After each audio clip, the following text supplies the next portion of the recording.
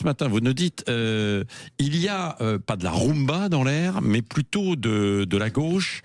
Allez, je le dis, en fait, c'est vrai qu'on parle d'une nationalisation d'ArcelorMittal, on parle aussi de faire prêter et forcer les riches à prêter de l'argent en fait à l'État. Donc oui, c'est un air de gauche. Oui, un air de gauche et d'État, Patrick. Et c'est dans les vieux pots qu'on fait bien sûr les meilleures soupes. Avec d'abord cette proposition, vous le disiez, choc des sénateurs socialistes, qui est une proposition pour du beurre évidemment, puisque vous savez que le Sénat est à droite.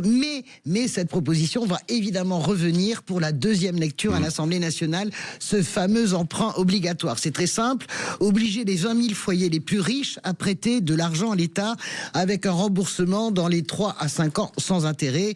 Ça concerne, je vous le dis, 0,05% des contribuables et la mesure pourrait permettre de lever 6 milliards d'euros à minima. Alors pourquoi les vieux pots ? Bien parce que cette mesure, le gouvernement socialiste de Pierre Mauroy l'avait déjà adoptée en 1983 et avait recouru à cet emprunt obligatoire. En gros, vous n'avez pas voulu la taxe Zuckman, et bien voici l'emprunt forcé au nom du patriotisme fiscal. Alors le Parti socialiste est dans sa logique.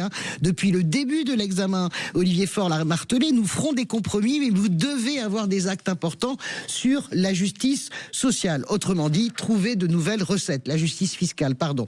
Mais la critique la plus virulente, en fait, est venue du ministre de l'économie lui-même, Roland Lescure, qui s'oppose à cette mesure. Pourquoi ?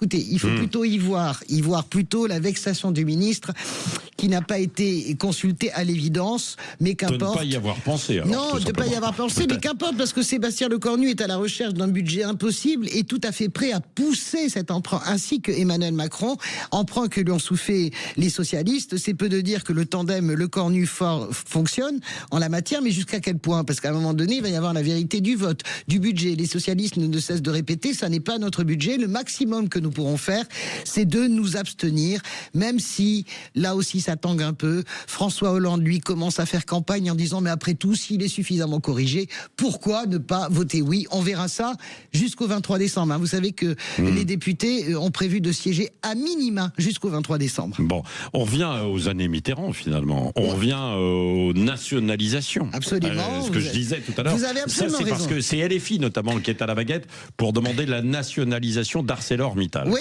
ArcelorMittal qui n'en finit pas d'agoniser, vous le savez Patrick, avec un nouveau plan de licenciement de 600 personnes. Cette fois, c'est LFI qui a la main sur sa journée. C'est ce qu'on appelle la fameuse niche parlementaire, avec une bataille un peu infantile, vous savez, entre les Insoumis et le Rassemblement National. Je vous rappelle les épisodes précédents. Dans la précédente niche du Rassemblement National, LFI avait fait de l'obstruction. Et bien là, le RN a décidé de faire de l'obstruction, de déposer 270 amendements, parce que vous savez que la niche, c'est hyper strict.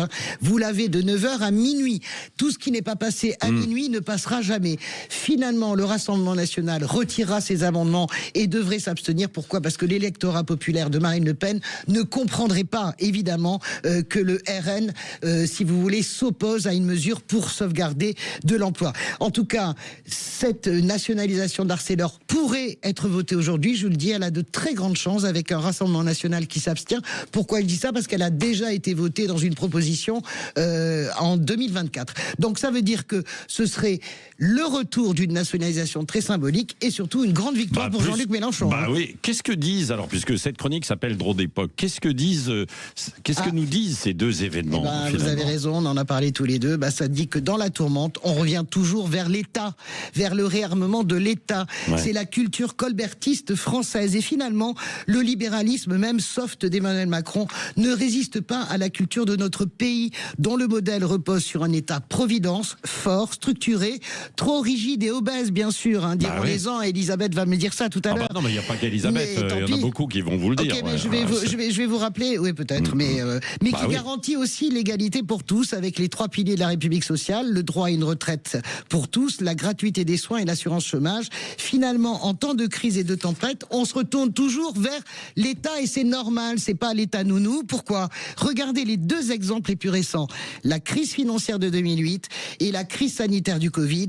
Eh bien, c'est vers l'État-providence que se sont retournés les Français, y compris la droite et les libéraux qui critiquent cet État le plus. Je vous rappelle que toutes les entreprises se sont tournées vers l'État pour avoir des aides. Donc ça veut dire que c'est bien de critiquer, mais cet État-providence, heureusement qu'il est là.